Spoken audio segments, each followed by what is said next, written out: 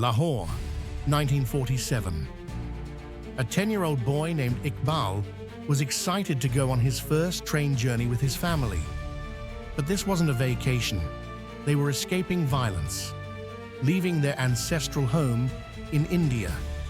Iqbal boarded what was later called the ghost train. Hundreds packed into one train. No food, no water, no certainty of survival. Halfway to Lahore, the train was attacked. When it finally arrived, only a few were alive. Iqbal was found under a pile of bodies, clutching his sister's lifeless hand. He never spoke again. For years, if these real stories move you, make sure to subscribe and stay with us till the end. The last story will shake your soul. Amritsar. A young woman, Meena, writes in her diary, "There is talk of leaving. I don't want to go.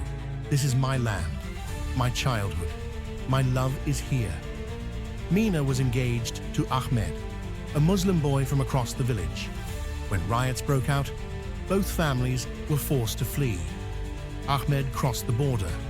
Meena's family tried, but she went missing along the Ravi River. Years later, a woman in Lahore was seen writing letters in Hindi. Locals said she talked about a lost love and sat by the river, hoping he'd return. In Delhi, a 90-year-old Sikh man, Harjit Singh, was interviewed in 2011. He spoke of the night he saw his father killed and his home set ablaze in Rawalpindi. "I walked for 9 days, alone, at 12 years old. I hated them all Muslims, for years until one day, a Muslim stranger in Amritsar saved his son from drowning. That moment shattered his hate." Harjit later said, "Partition was done by the powerful, but forgiveness, that was mine to choose." In a dusty trunk in Karachi, a historian found an unopened letter from 1947.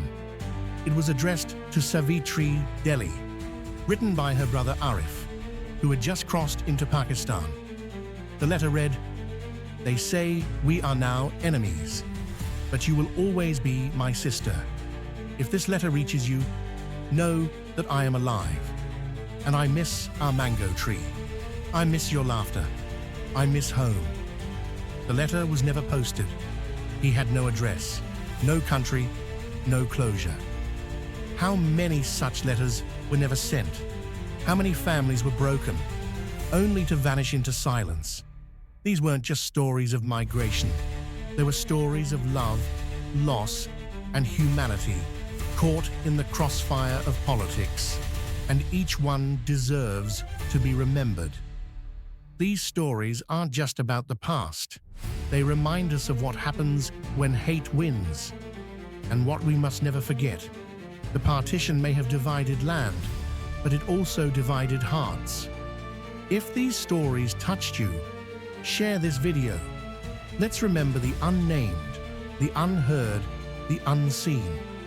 And if you want more stories that history books leave out, subscribe to our channel, because sometimes the past whispers what the future needs to hear.